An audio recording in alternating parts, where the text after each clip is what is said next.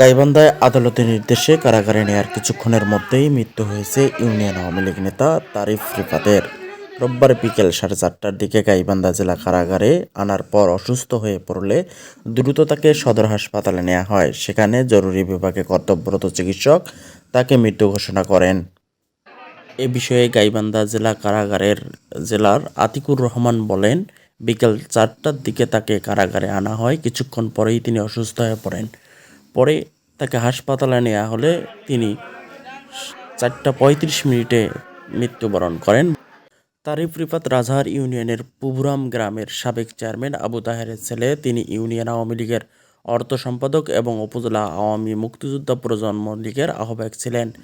সম্প্রতি তার হৃদযন্ত্রের রিং পরানো হয়েছিল এবং শারীরিকভাবে অসুস্থ ছিলেন। মরদেহ ময়না তদন্তের জন্য গাইবান্ধা হাসপাতালে প্রেরণ করা হয়েছে। প্রথমে দেখি এখানে তাড়াহুড়ো করে জেল কর্তৃপক্ষের লোক একজন পেশেন্ট নিয়ে আসছে। তারা দ্রুততার সাথে আমাদের যে ইমার্জেন্সি অবজারভেশন রুম সেখানে নিয়ে যাই আমরা। সেখানে যে পরীক্ষা নিরীক্ষা করি এবং পরীক্ষা নিরীক্ষা করে দেখি যে আসলে সে বেঁচে নেই। তো আমরা তাকে মৃত অবস্থায় হাসপাতালে পাই।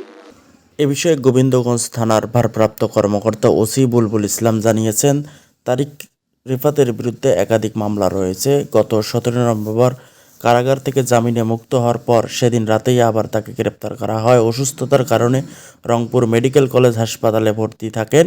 চিকিৎসা শেষে শনিবার তাকে আনা হয় এবং দুপুরে আদালতে তাকে ফের কারাগারে পাঠানোর নির্দেশ দেন।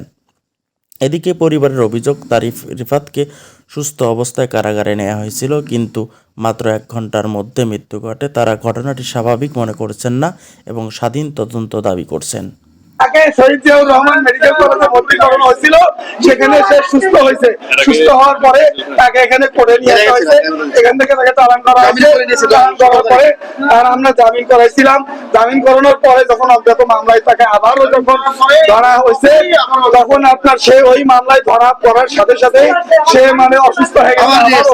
আমরা ওখানে নিয়ে আসছি এই রাষ্ট্রীয় হসপিটালে। তারা রেফার করছে রংপুরে। রংপুরে যাওয়ার পর রংপুরে ডাক্তার বলছে যে তার এনজিওগ্রাম করতে হবে।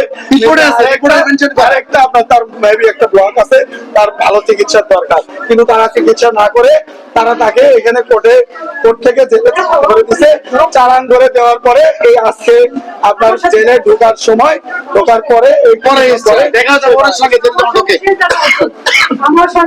আমরা ভাই এটার সঠিক বিচার চাই। আমরা চাই যে আর কেউ যেন এরকম মানে অন্যায় অফিসারের শিকার না হয়। ঢাকায় এনজিওগ্রাম করে তখনই রিং পড়ায় নিয়ে আসছে, সেটাও আজ থেকে প্রায় 3-4 বছর আগে। তখন থেকে উনি উনি সবসময় নিয়মিত ওষুধ খায়।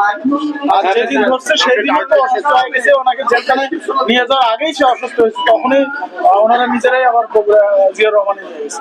ওখানে একটু সুস্থ হওয়ার পরে ওনারাই আবার জেলখানায় নিয়ে আসছে। জেলখানায় নিয়ে আসার পরে এখানে বেশ কিছুদিন ভালোই ছিল।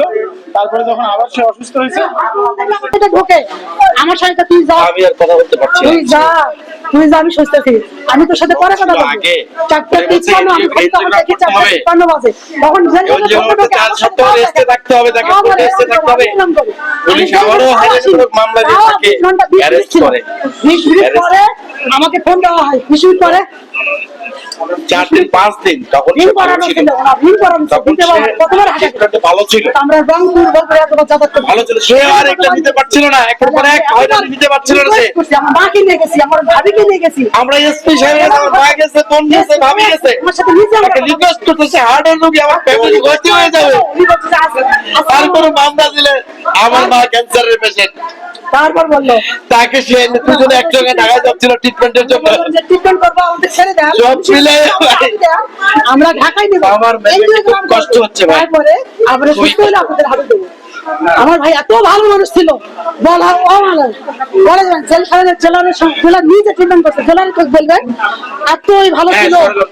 জেলখানার জেলার খুবই ভালো, নিজে ট্রিটমেন্ট করছে উনি। আজকে শেষ আমার সঙ্গে কথা হচ্ছে। 4:53 রাজনীতির পাশাপাশি তারিফ রিফাত উদ্যোক্তা এবং যুব সংগঠক হিসেবেও পরিচিত ছিলেন। 2021 সালে ইউনিয়ন পরিষদ নির্বাচনে তিনি চেয়ারম্যান পদে প্রতিদ্বন্দ্বিতা করেন।